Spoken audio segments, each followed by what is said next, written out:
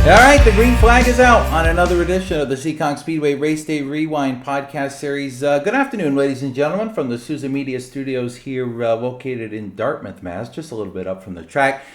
My name is Kyle Souza, the owner, of course, of Souza Media and part of the Seekonk Speedway team here, the host of the podcast series. And this is a very special edition of the podcast as we've hit the middle of the season. So we're going to kind of do a mid-season recap of where we're at so far, and also take a little bit of a look of where we're going here as we hit the middle of the summer and inch ever closer to that second annual Sunoco Drive for the Cup, which is going to be taking place as part of 4 weeks in September, our playoffs to crown our 2023 track champions. As we joined into the podcast series here, do want to do a brief segment on the recaps from our recent racing, which took place, of course, on Friday night, July 14th, and Saturday night, July 15th. We had the Boston Louie Seymour Memorial in town for the NEMA Lights and the NEMA Midgets. A great showing there for them. Two of our weekly divisions, the Pro Stocks and the Late Models on Saturday, and also had a full night of Fast Friday competition as well. Taking a look at Friday night, 5 feature main events. Of course, one in the Everett's Auto Parts Triple Crown. That was the Sport 4 Series in round 2 of their Triple Crown. And in that 25-lap main event, it became 30 with the Triple Crown, 5 extra laps.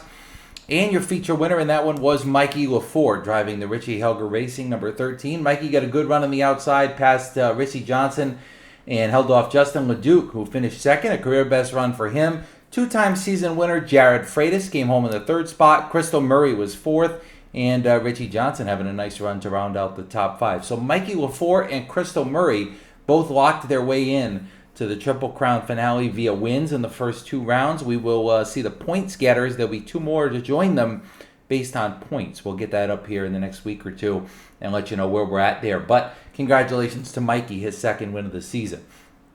Bandolero Bandit feature was also a driver that picked up his 2nd win of the year. This time it was Sam Macedo. They call him the Green Hornet. Good run for him. Got out front and never looked back to pick up win number 2 on the season. The number 16, Nick Uhrig Jr., another good run for him in 2nd. Parker Davis was 3rd. Great run for him. Ryder Aguiar had a career-best 4th place finish, and the winner from 1 week prior was Mike Hannafin. He completed the top 5 in this main event. Nice run for him, winning the week before, rebounding, and coming out, having to start a little bit deeper in the field, and finishing in a nice solid 5th place finish in the number 76. So 2 feature wins now for Macedo, the defending champion in the Bandolero Bandits. And the Bandolero Outlaws, no surprise here, it was the Rocket Bottle. I guess they call him the Bottle Rocket, might be the best way to describe it. Ryan Van Ness Jr. returns to victory lane in the yellow and black number 11. Another feature win for him now on the season behind the wheel. Certainly been a very impressive performance as you look at his season so far. That's 4 feature wins. The worst finish for him in the first 6 races of the season is a 4th place run. So that's quite impressive for Ryan Van Ness Jr. to be able to have this consistency in a difficult division. Really one of our most competitive divisions has become the Outlaw division, and the style of racing that they have out there is very difficult for a driver to do, number 1, without getting into an accident, and also number 2, very impressive for him to be able to go out there and pick up these wins consistently over the course of the season. So a very, very, very impressive performance for Ryan Van Ness Jr. to take down win number 4 on the season. Again, good solid 2nd place finish for Brent Robideau. If you take out Ryan Van Ness Jr. This season, Brent Robideau would have just as many wins as Ryan Van Ness Jr. He's been 2nd to Ryan many, many times. Does have one of his own wins, but he came home a nice solid 2nd place finish on this night on Friday night. 3rd place was Ben Morbido, invading Seekonk once again. Not a full-time runner with us at Seekonk in 2023, but does run very well when he does appear at the track, and another good one on Friday night for him in the number 17 to come home in the runner-up spot. The 3rd place position. Colin Van Ness won the week before, finished 4th. Another good run for him, and Bryson Robideau in the number 38 completed the top 5. Another solid top 5 run for him. So a consistent group there in the Outlaws up at the front of the field. The Helger South Coast Power Equipment Pure Stocks were also on track competing in their 25-lap feature event. And our 4th different winner of the season in 6 races for the Pure Stock division. It's Timmy Ouellette returning to victory lane for the first time in many years. Now, Timmy, a graduate of our Seekonk Youth Racing Association. Comes back here into the pure stocks the last couple of years, and really had a good run on Friday night. Got out front early, past Mike Hendricks for the lead after starting on the outside pole, and he was not going to be denied in this one. Taking down the win, held off Scott Sestodio, who's got 3 wins already this year. You know Scott wanted another one, but a very good performance by Timmy to take down the win in this one. Very impressive to see him in victory lane, and congrats to him, his grandfather. I know they worked very hard on that car, and rewarding to see, I'm sure, for them to see that car park in victory lane. Sestodio did finish second. Very good run for him to add a nice solid finish to his season after 2 weeks of a little bit of misfortune there, so good for second. Danny Massa had won the week prior, or maybe it was the week prior to that, but it was very close here, coming home in the second spot in this one in the number 41. Third place, Danny was third, Scott was second. Fourth was Ethan Souza, who had won already this season as well, and Sam Lincoln had a nice run again. 2 straight top 5 finishes for Sam Lincoln in the Helger South Coast Power Equipment Pure Stocks. Definitely a little bit of a turning of the tide after a tough start to the year. He's come back, had some momentum now on his side, and he's got 2 straight top 5 finishes lately to hold on to his season here, trying to keep it steering in the right direction. 6th place was Jared Cadera. He was followed by early leader Mike Hendricks in 7th, and the rest of the Pure Stock field. And again, 4 winners in 6 races for the Pure Stocks. Not bad in this division, a very competitive one, and good to see some different names, including Tim Ouellette, get to the top of the field in this division. Only other race on Friday night was the Nick's Pit Stop Legend Cars. 25 laps in their main event. It came down to a photo finish between Jace Mungin and Jacob Rowdy Burns, and at the end, the officials had to look at the transponders on this, so it was a pretty close finish, and it was Jace Mungin picking up his first career Seekonk Speedway Legend Cars feature win. Very, very impressive to see him charge through the field, a lot of times on the outside lane. Not something we're accustomed to really seeing drivers do, run the outside lane. And when you look at what Jace was able to do, it was a very impressive performance, and a big congratulations goes out to him, edging Jacob Burns at the line in their 25-lap Legend Car feature. The margin of victory in this one, just .068. Very close for the win. Burns was able to come home in the 2nd spot in this one. 3rd place was Isaiah Newcomb. And 4th and 5th place finishers were the same as the week before. Richie Helger Jr. in 4th, and Chase Sylvia in 5th in the Nick's Pit Stop Legends. I'm looking at the results from the week before. Richie did finish 4th in this one. 5th was Brendan LaBelle in the number 4. Cole Roby was 6th. Chase Sylvia got 7th. So just to run that down again, Mungin and Burns 1 and 2, Newcomb and Helger 3 and 4, LaBelle and Roby 5 and 6, and Chase Sylvia was 7th. I misspoke on that. Apologies, but still good run for Chase Sylvia, and he's getting his feet wet in the Legends this year, and he's having nice solid top 10, sometimes even top 5 runs. So good racing in the Legend Cars once again on Friday night, and a photo finish is nothing to be ashamed of for this division. All right, that's the recap from Friday night. Let's move on to Saturday, as the Boston Louie Seymour Memorial was in town for the NEMA Midgets and the NEMA Lights. In the NEMA Midgets, 25 laps, normally the distance for most of their events. This one was 29 in honor of Boston Louie, a former car owner with the NEMA Midgets and many midget divisions across the country. And 29 laps after the green flag came the checkered, and it was Avery Storr taking down the win in the number 39. Now, funny story here.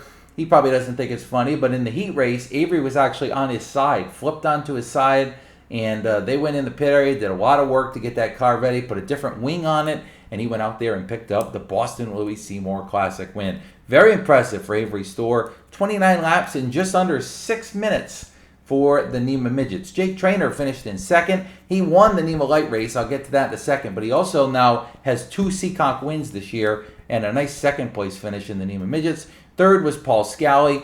4th was Dylan Rock, and Cody Swanson, a multiple-time Whittle 500 winner out in Indianapolis, completed the top 5. Clean and green was the story for the NEMA Midgets, with Avery Storr taking the Boston Louie win. In the NEMA Lights, only 18 minutes for a 50-lap race, and it was Jake Traynor taking down the win. He jumped in a different Seymour racing car He won Open Wheel Wednesday in the NEMA Lights in the 29. He gave that ride up for historic driver Ken Schrader to run on Saturday night. Kenny didn't have a great run in the feature, did win his heat, but it was Jake in the number 4 taking down the feature. Randy Cabral, a well-known name in the NEMA Midgets, came home second, a former champion and former Boston Louie Seymour winner. Nice run there for him in the NEMA Lights. And Chase Locke was third in the number 1. 50 laps for the NEMA Lights is a long distance, and it was a really good race. And very exciting to see the Boston Louie race for both divisions in the NEMA Midgets and the NEMA Lights. Look forward to seeing the Midgets back, of course, next season, as that's it for their appearances at Seekonk in 2023. Our 2 weekly races on Saturday were the Pro Stocks and the late models, both in expeditions. In the Pro Stocks, Dave Darling picked up the win in the Tom Scully Sr. Memorial Race. Now, this was, of course, in memory of Tom Scully Sr., lost his life last year very unexpectedly, and the Scully family wanted to do something to remember the former track winner and frontrunner, and they did a great job with this main event. Dave Darling dominated it, took the lead in the middle portion, and picked up his 3rd straight Pro Stock win. Bobby Pellin finished second in the number 12, had a shot at David down the end, was very surprised to see how competitive he was compared to Dave Darling in the final laps. Good run for Pellin to come home second and showing some speed there, showing that he's going to be a contender here as the season goes along. Jeremy Lilly picked up a 3rd place finish in the number 3, his best Pro Stock finish of the year in his return to this division this year. Kevin Casper rebounded after a tough couple weeks to start the year. He takes home the 4th spot. Nice top 5 for him. And Mike Brightman finishes in 5th in the number 27. In this one, of course, this race marred by a mid-race wreck on the back straightaway, collecting some top contenders. Colby Fournier, Kenny Spencer, Tom Scully Jr., and others were eliminated from competition in that wreck on the back straightaway. But it is Dave Darling winning the Tom Scully Sr., Memorial Race.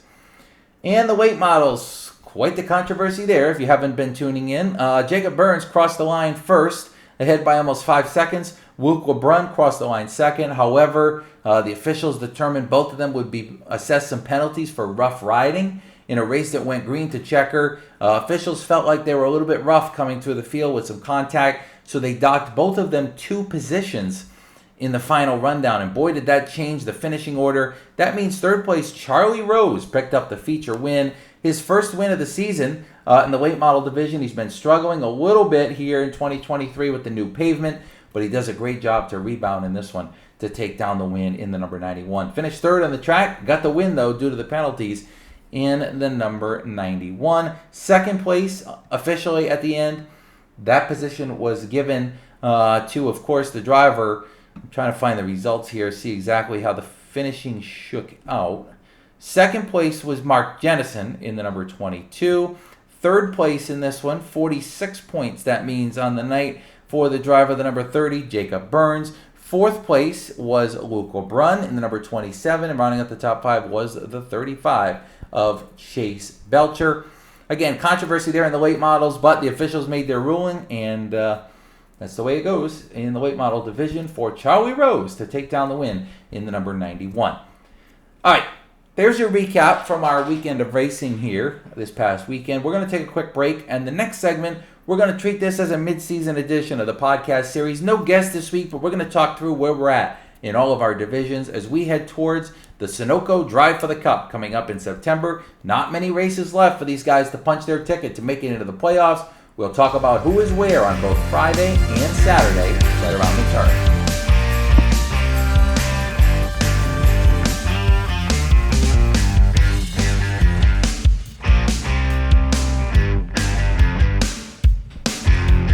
All right, short caution period is over here on this week's edition of the Seekonk Speedway Race Day Rewind podcast series. As I mentioned at the top, we're done with the rewind here as part of this week's edition. However, we are going to talk about where we're at as we hit the middle of the season here. Of course, in the middle of July, we've got 2 more race weekends in the month of July, and then we will be on to August. And then once August comes to a close, that means that it is September, and that means that it is the 2nd edition of the Sunoco Drive for the Cup for us to crown our champions. We'll go over that as we get closer, but I want to give everybody a basic rundown of how that works and why it matters here in the middle of the season. On Fast Friday, the Bandolero divisions, the top 6 drivers in each will advance to the playoffs to have a chance for the championship. the top 8 drivers in all other divisions, including the Pure Stock, Sport 4, and Legend cars, and all 4 of our Saturday divisions, will advance. So the Bandoleros is 6. The other divisions are 8 competitors. And right now, as we hit the middle of July and head towards August, we're going to start looking at the bubble spot, I'll call it, in these divisions on Fast Friday and on NASCAR Saturday. And we're going to start off here with Fast Friday and see where we're at. 6 drivers in each Bandolero division. Let's start off with the Bandits. Sam Macedo and Nick Uhrig Jr. tied at the top of the championship. I don't want to say it doesn't matter that they lead the top of the overall points, but when you're trying to get into the Sunoco Drive for the Cup and trying to win the championship, being in the top 6 is all that really matters when we hit the end of August. And right now, Macedo and Uhrig are 1-2. They're tied with 280 points. Mike Hannafin is 3rd. Parker Davis is 4th. Mason Silva is 5th. And Ryder Aguiar is 6th. The playoffs started today. Ryder Aguiar is a rookie. He's the final car to get in. The playoffs don't start today. Without Mother Nature interfering on our 2023 season schedule from here to the end of August, we have a total of 1, 2, 3, 4, 5, 6 more Fridays to go. July 21st and 28th, and then August 4th, 11th, 18th, and 25th. At the end of August 25th, the top 6 drivers in this division are going on to the playoffs and racing for the championship. Right now, Ryder Aguiar leads over Luca Dibb, who is just outside in 7th. He's 18 points behind. It's 2 points per position, so that's 9 positions on the track between Ryder Aguiar and Luca Dibb.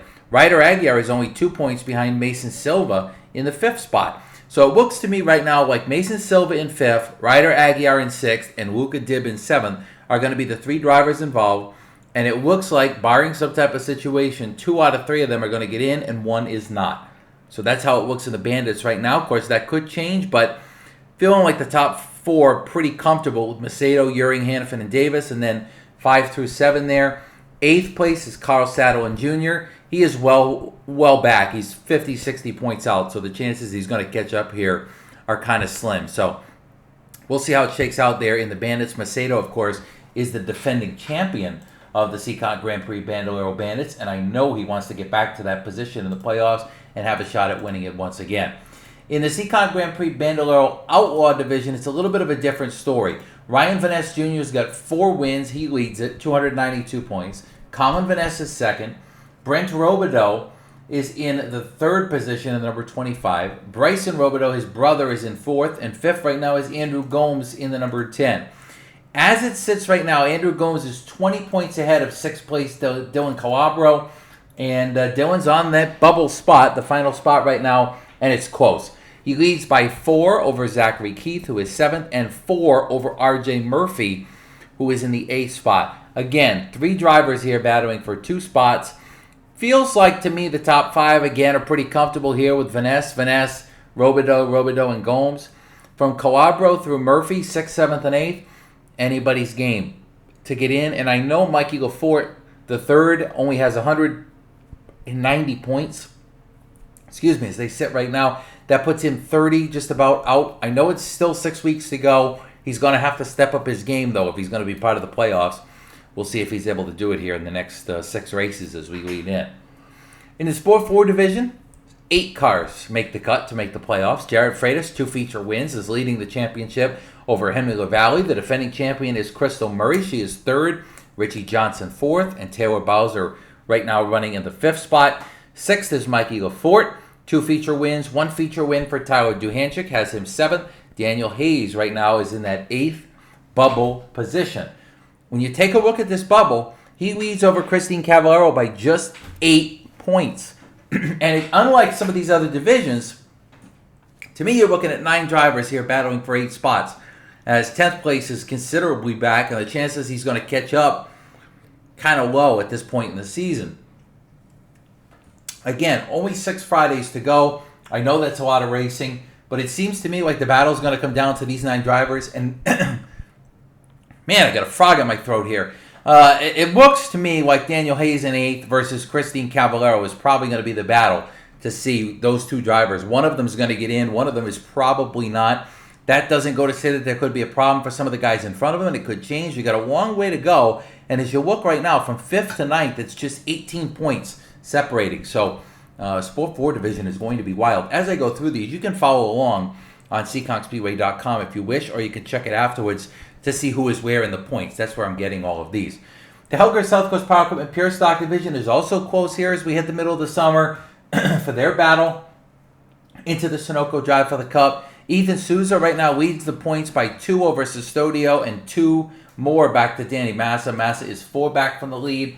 Those 3 drivers are pretty well locked in here. I don't see them getting out of it. I don't see Sam Lincoln in 4th getting out of it either, or Mike Hendricks in 5th. Those guys seem pretty locked in. 6-9 back at where it get kind of interesting. Jared Kadira's had an up and down year, but he's really shown some speed the last few weeks, so I have a feeling that he's going to be in good spot. Right now he is in 6th, and he's, let's see here, 206, 16, 26. He's about 30 points ahead of the cut line in the number 20. Timmy Olette's coming off that big win last week. He's got a good gap as well in the number 67. He's 14 ahead of Matt Talbot, who is 8th. And then Talbot is 8th right now, and Talbot leads over Don Kudamash by about 14 points. So, I mean, with the way you see this shaking out, Kudamash in 9th, he's going to need some help to get up there and catch Talbot in the A spot to get in. But the bigger story here in the Pure Stocks is who is 10th.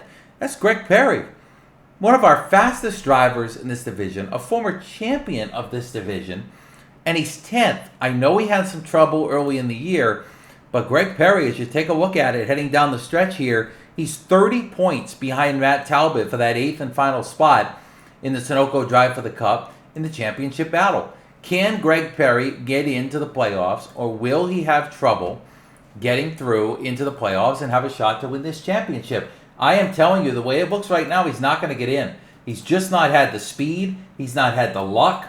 He's not had the competitiveness that we're used to him having in this division. It's going to be very interesting, because that is the one driver, when you look at who's out right now, that you say, oh boy, Greg Perry, that is a name that we expect to see in the playoffs, and a name we expect to see up at the front of the playoff grid, not even towards the bottom racing for the final spot, but we expect to see Greg Perry at the front, and we're not seeing that at all right now. So when you take a look at the Pure Stocks, it's going to be probably one of the more interesting divisions here as we go down the stretch run and see who is around when it comes time to crown this champion. We're going to be definitely watching in this division.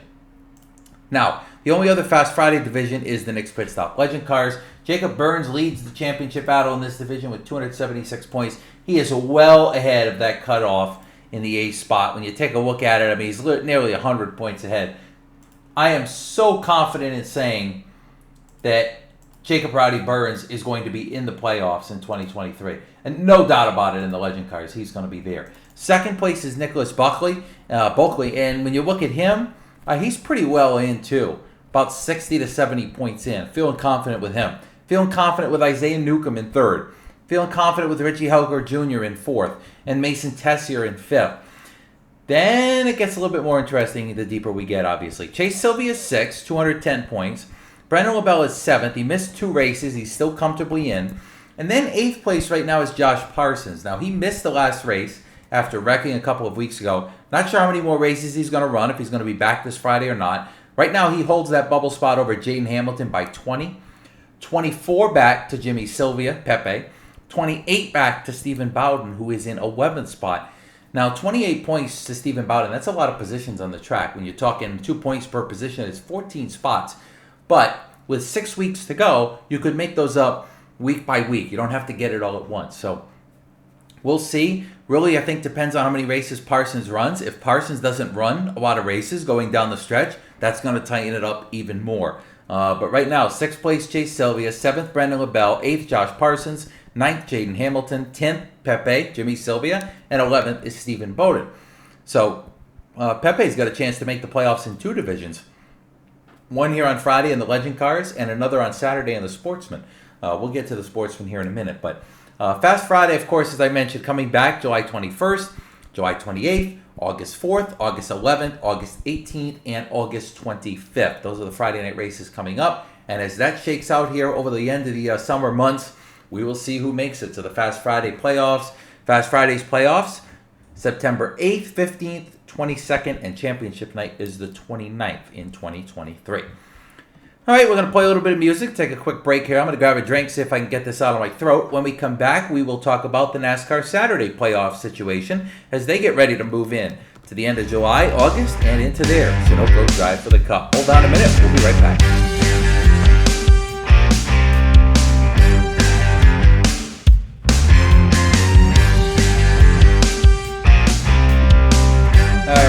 With the green flag here and I guess the white flag on this week's edition of the Seekonk Speedway Race Day Rewind podcast series.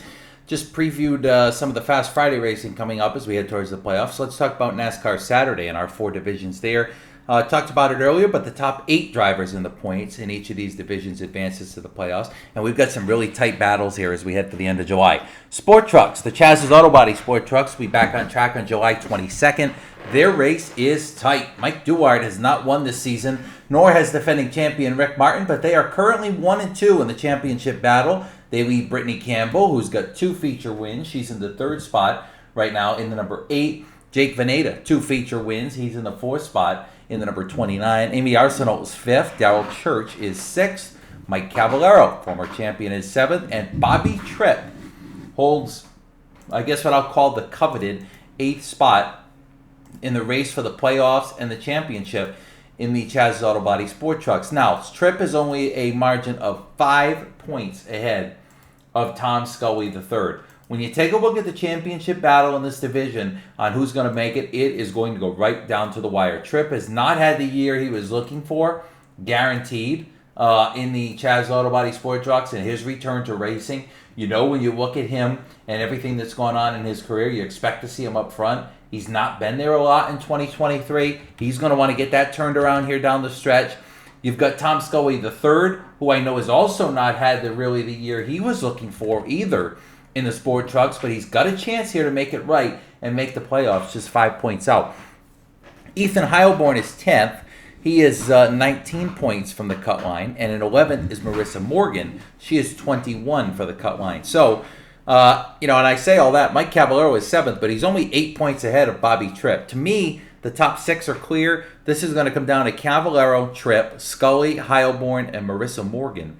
And those 5 drivers, 3 of them are not going to make the Seekonk Drive for the Cup for a shot at the championship. So, shows you consistency is key, at least in the regular portion of the season, with Duarte and Martin not winning and still being in a comfortable spot here to make this playoff. Martin looking for a 2nd straight title. Duarte looking for his 2nd.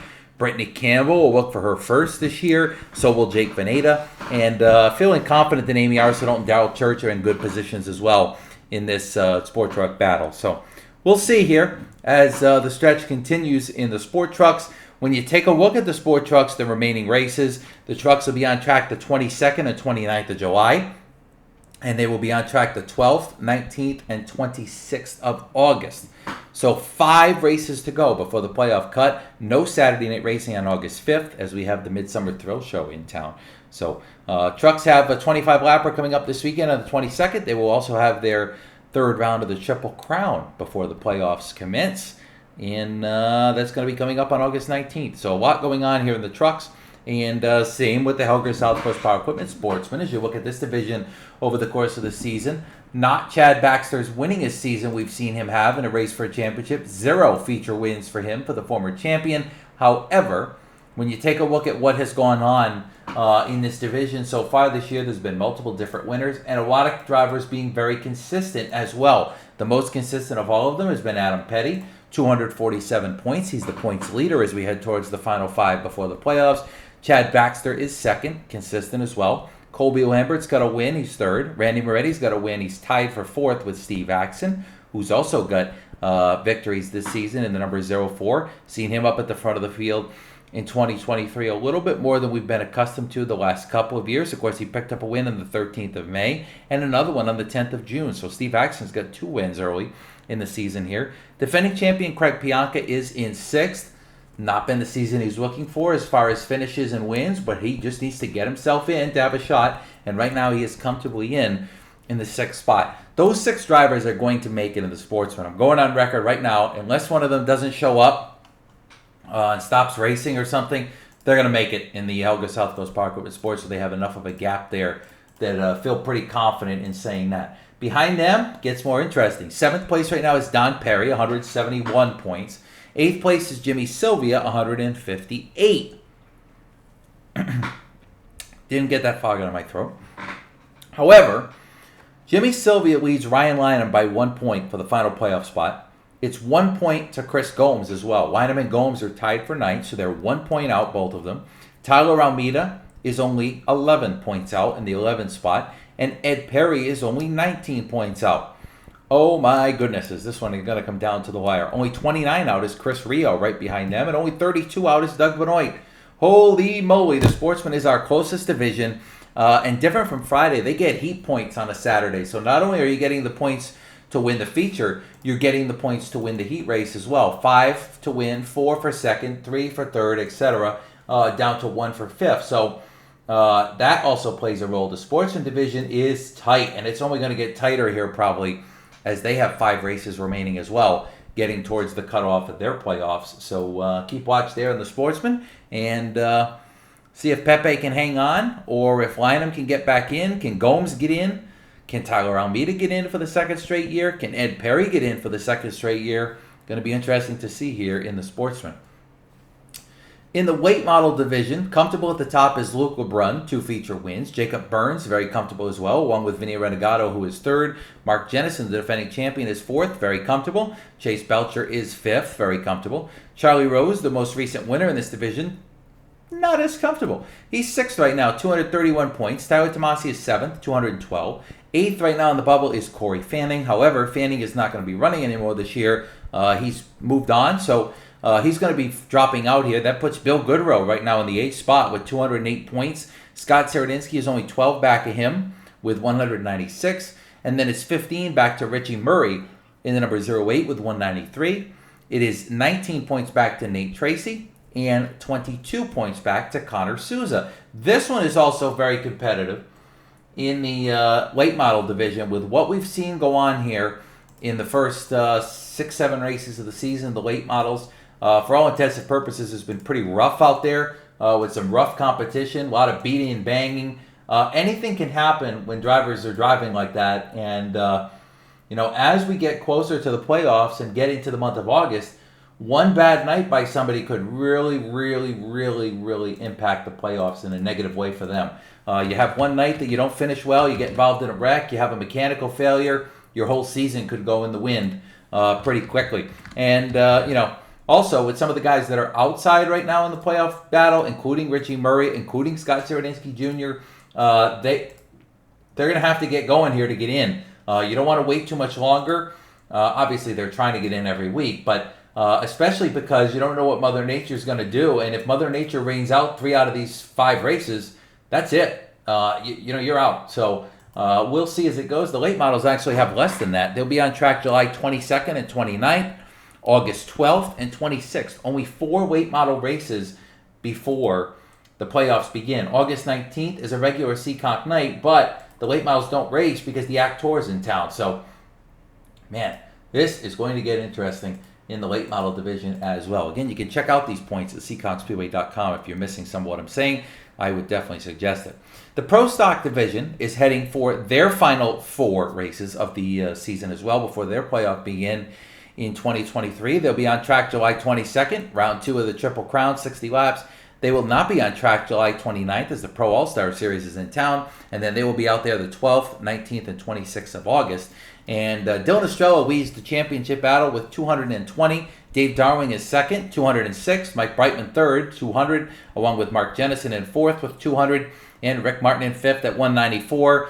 6th is Tom Scully Jr., 187. Bobby Pellin 7th, 182. Dick Benoit right now in the bubble with 174. Kenny Spencer is 8 points out in the 0, and Colby Fournier is 12 behind. And then is Mike Rotundo, who is 16 out, and Mike Mitchell in the number 40, who is 24 out. This is another very competitive division. Dave Darwin had said he was not going to run the full season. However, he's won 3 in a row here and is comfortably in the playoffs as they sit. I know he's going to be back on the 22nd.